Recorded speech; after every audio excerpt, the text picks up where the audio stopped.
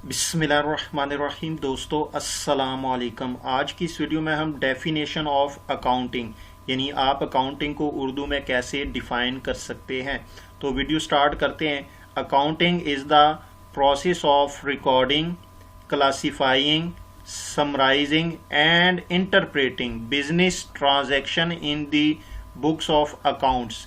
यानी हमारे पास ये जो अकाउंटिंग है ये क्या है, ये एक प्रोसेस है, एक अमल है किस चीज़ का, रिकॉर्ड करने का, क्लासिफाइंग, समराइजिंग एंड इंटरप्रेटिंग। किस चीज़ को रिकॉर्ड करना, बिजनेस ट्रांजैक्शन को। कहाँ पे रिकॉर्ड करना, इन बुक्स ऑफ अकाउंट्स में। यानी जो आपकी अकाउंटिंग है बेसिकली इसके 4 स्टेप्स है या 4 स्टेजेस है, जिसमें सबसे पहला जो आपके पास इसका स्टेप है वो है रिकॉर्ड करना। दूसरा जो आपके पास स्टेप है वो क्लासिफाइंग, तीसरा आपके पास समराइजिंग और चौथा जो आपके पास स्टेप है वो है इंटरप्रेटिंग। अब हम इन चारों स्टेप्स को वन बाय वन करके डिस्कस करते हैं। सबसे पहला स्टेप हमारे पास है रिकॉर्डिंग का, यानी आपके पास जितनी भी मॉनिटरी ट्रांजैक्शन होगी वो सारी की सारी आप सबसे पहले उसको रिकॉर्ड कर लेंगे, यानी किसी जगह पे आप उसको नोट कर लेंगे, लिख लेंगे। अब देखिए हमारे पास ये कुछ ट्रांजैक्शन है, सोल्ड गुड्स फॉर ₹10,000। उसके बाद दूसरी हमारे पास purchase goods on cash for ₹2,000। तीसरी हमारे पास है परचेजेज गुड्स फॉर ₹8,000। चौथी हमारे पास है सोल्ड गुड्स फॉर ₹5,000 और लास्ट वन हमारे पास है पेड वेजेस फॉर ₹1,200।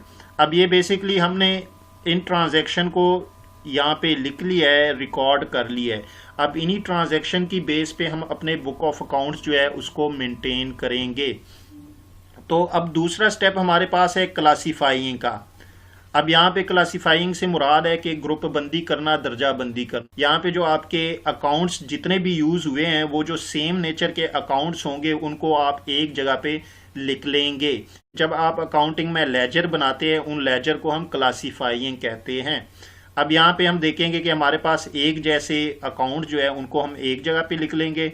अब हमारे पास जो पहली ट्रांजैक्शन है उसमें है सोल्ड गुड्स। इसका मतलब है कि पहली ट्रांजैक्शन में हमने सेल्स की है, तो हमारे पास यहाँ पे एक, ये देखिए हमने यहाँ पे एक सेल्स अकाउंट बनाया हुआ है।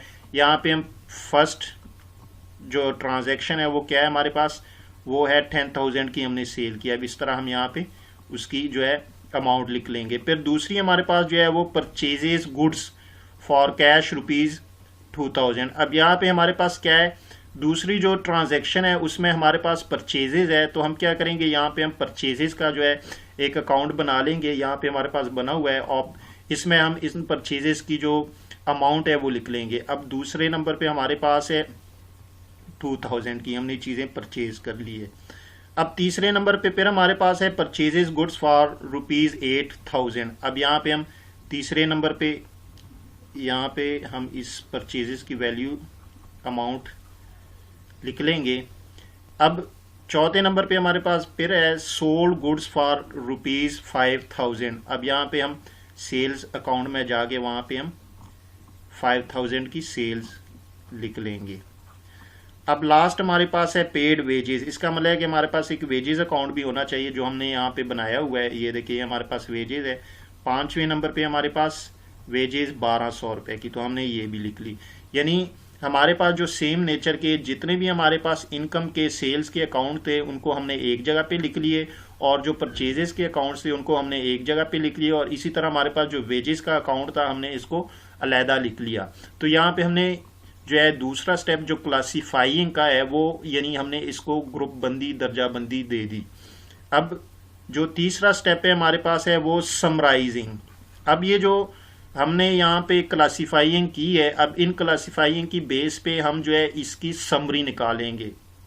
यानी हम देखेंगे कि हमारे पास जो सेल्स हुई है, जो परचेजेज हमने की है, वेजेस हमने पे किए हैं, इनका टोटल कितना है, तो इसको हम समराइजिंग कहेंगे, यानी इनका हम खुलासा निकाल लेंगे। अब देखिए हमारे पास जो सेल्स है इसकी हम यहाँ पे टोटल कर देंगे। हमारे पास सेल्स 15,000 रुपए की हुई है टोटल। अब इसी तरह हमारे पास जो परचेजेज है वो 10,000 रुपए की, और जो हमारे पास वेजेज है वो टोटल हमारे पास 1,200 रुपए। अब बेसिकली ये जो हमारे पास यहाँ पे सेल्स है परचेजेज है और फिर उसके बाद हमारे पास जो वेजेस है वो हमारे पास, अब देखें यहाँ पे हम सेल्स की जो टोटल हमारे पास जिसको हमने समरी निकाली है वो अमाउंट हम यहाँ पे लिख लें। अब देखिए हमारे पास 15,000 सेल्स की है, परचेजेज हमारे पास जो है 10,000 है और वेजेस जो हमारे पास है वो 1200 रुपये की है। यानी ये जो हमारे पास इनकी अमाउंट आई है ये बेसिकली हमने इनको समराइज कर दी है। तो इसी तरह लास्ट पे हमारे पास जो चौथे नंबर पे है वो इंटरप्रेटिंग। अब इंटरप्रेटिंग से यहाँ पे मुराद है कि हमने पूरा साल जो बिजनेस किया है अब उसके एक स्पेसिफिक टाइम पीरियड पे हम ये देखेंगे कि हमें क्या प्रॉफिट हुआ है या लॉस हुआ है, यानी हम अब अपने बिजनेस का रिजल्ट जो है वो निकालेंगे, तो उसे हम इंटरप्रेटिंग कहेंगे। अब यहाँ पे हम देखें हमारे पास जब भी आपने बिजनेस का कारोबार का रिजल्ट निकालना हो कि प्रॉफिट आपको है या लॉस हुआ है, तो आप हमेशा इनकम में से जितने भी आपके डायरेक्ट और इनडायरेक्ट एक्सपेंसेस है वो माइनस करके तो आप अपने बिजनेस का रिजल्ट निकाल सकते हैं। अब देखिए यहाँ पे हमारे पास सबसे पहले सेल्स है, तो सेल्स हमारे पास कितनी है 15,000। अब इसमें से हम माइनस करेंगे परचेजेज हमारे पास कितनी है 10,000 की है और उसके बाद हमारे पास वेजेस है वो 1200 रुपये की। तो यहाँ पे हम इनको टोटल कर लेंगे 11,200 और ये हम सेल में से माइनस कर लेंगे। अब यहाँ पे हमारे पास जो आएगा 3,800। अब ये हमें क्या हुआ है प्रॉफिट हुआ है, यानी जब हमने अपने बिजनेस का इंटरप्रेटिंग उसका रिजल्ट निकाला तो हमें जो है 3,800 रुपये का प्रॉफिट हुआ है। अगर आपकी जो इनकम है वो आपके एक्सपेंसेस से ज़्यादा हो, एक्सेस करे, तो इसका मतलब है कि आपको प्रॉफिट हुआ है।